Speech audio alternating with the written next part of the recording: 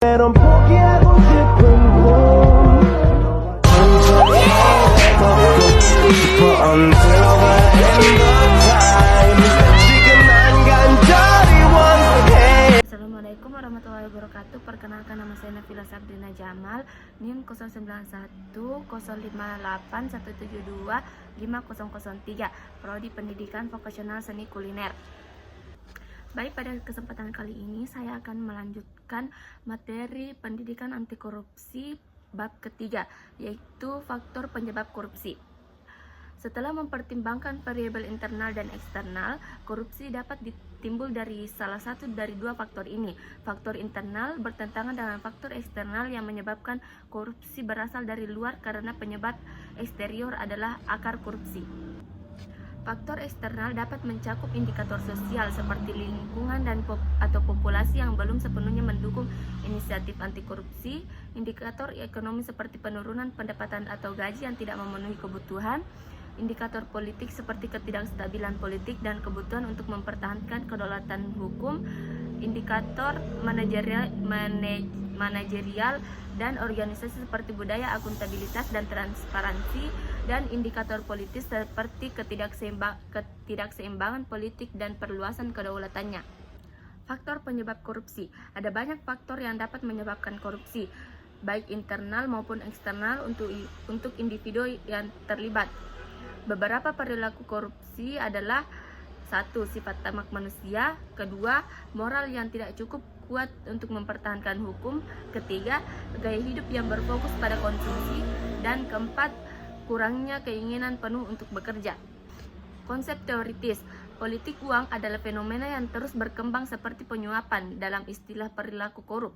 Dalam konteks ini, Terence Gomez tahun 2000 memberikan definisi politik uang sebagai penggunaan uang dan keuntungan material untuk mendapatkan kekuasaan politik.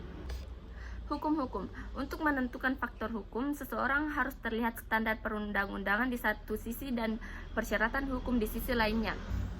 Tindakan korupsi mudah ditimbulkan karena ada kelemahan di dalam peraturan perundang-undangan yang mencakup: 1. Adanya peraturan perundangan yang bermuat. 2. Kualitas peraturan perundangan kurang memadai. 3. Peraturan kurang disosialisasikan. 4. Sanksi yang terlalu ringan. 5.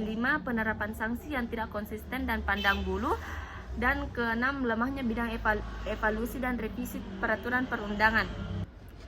Faktor ekonomi. Faktor-faktor ekonomi juga menjadi penyebab utama wabah kudeta.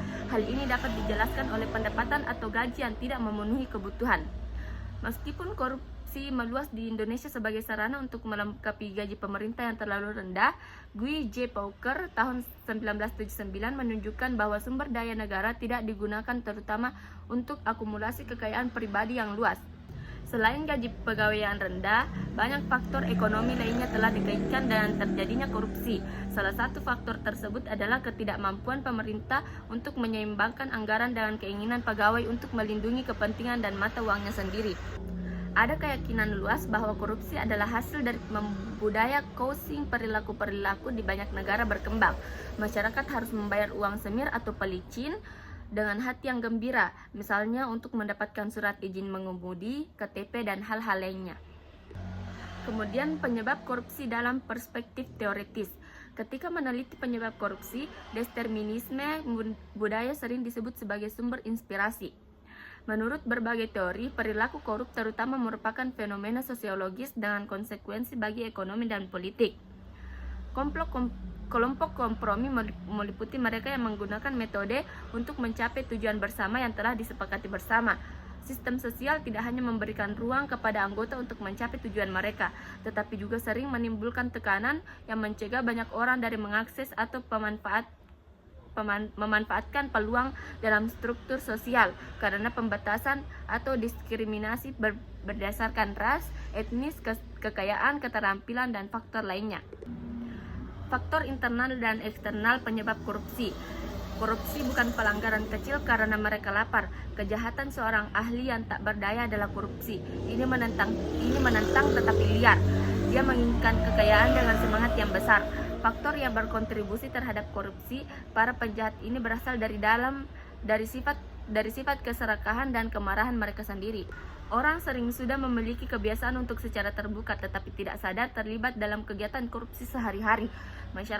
Masyarakat kurang menyadari bahwa strategi pencegahan dan penindasan dapat berhasil mencegah korupsi dan membantu menghancurkannya.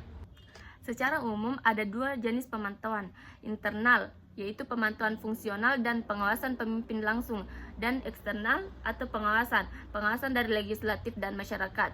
Karena sejumlah variabel seperti duplikasi pengawasan di berbagai agensi, kekurangan